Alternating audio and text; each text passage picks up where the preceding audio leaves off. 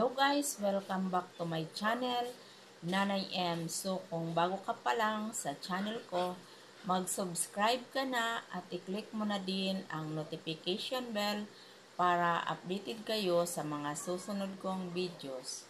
So sa ngayon po, ang isi-share ko sa inyo kung paano ba kayo kumuha ng PSA or Philippine Statistics Authority. So, kasi sa ngayon, kailangan naman natin kumuha ng PSA. Oo, kung sa mga wala pang PSA dyan, kailangan talaga natin kumuha ng PSA. Oo. Requirement sa school ngayon na kailangan magdala ng Xerox copy ng PSA. O, tulad nito. Ayan guys. Meron na ako, kumuha ako noong 2017. Kaming lahat ay nakakuha na rin, pati sa marriage contract. Sa ngayon po, kailangan sa school kasi kung walang dala yung anak natin o anak nyo dyan,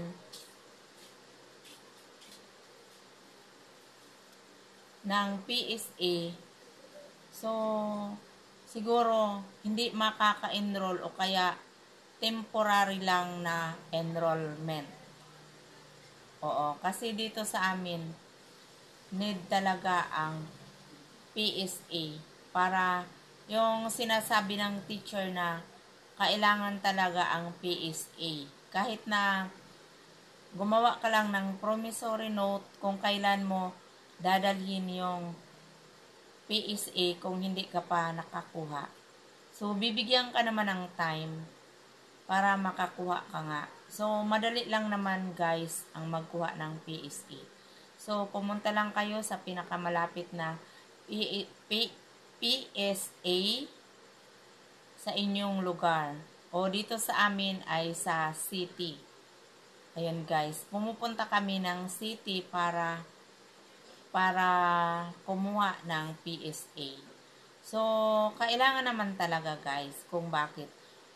Kasi, kailangan elementary, high school, pa college, meron tayong binibigay na Xerox copy ng PSA ng anak natin. Kasi, sa oras na magtatapos na ang anak natin sa kolehiyo, hindi tayo mahihirapan na kumuha pa kasi meron na tayo. At saka, para tama ang mga detalye na nakalagay dito. So, dito sila kukuha or magbabase ng mga detalye para maiwasan ang erasure or maiwasan ang magkamali sila sa computer kasi online na ngayon. Oo. Tulad noon na yung hindi pa gumagamit ng computer o kaya laptop. So, online na ngayon kaya kailangan po. Kasi, ang mahirap naman kung saka palang magtatapos na yung anak natin sa college at saka pa lang tayo kukuha ng PSA. So, mahirapan tayo kasi hindi natin alam, hindi nyo alam kung sa PSA pala yung present na ginagamit ng yung anak at saka pag kuha nyo ng PSA ay iba pala ang detalye doon. Yung name at saka date of birth at saka yung mga name ng parents. Oo. Yun, kaya yun talaga ang kailangan kasi para maiwasan nga ang pagkakamali. So, kahit tayo na mga matatanda na, kailangan po na may PSA.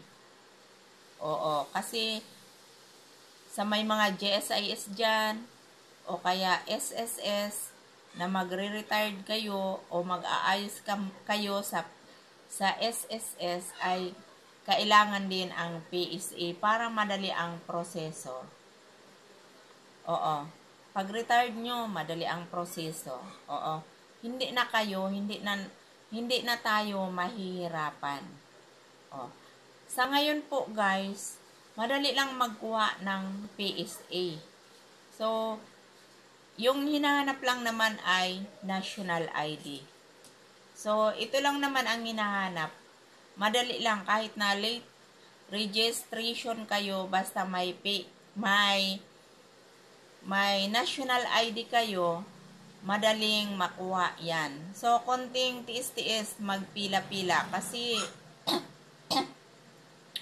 lahat naman ng mga agency ay kailangan magpila-pila tayo. So, sana ay nakatulong ako sa inyo guys.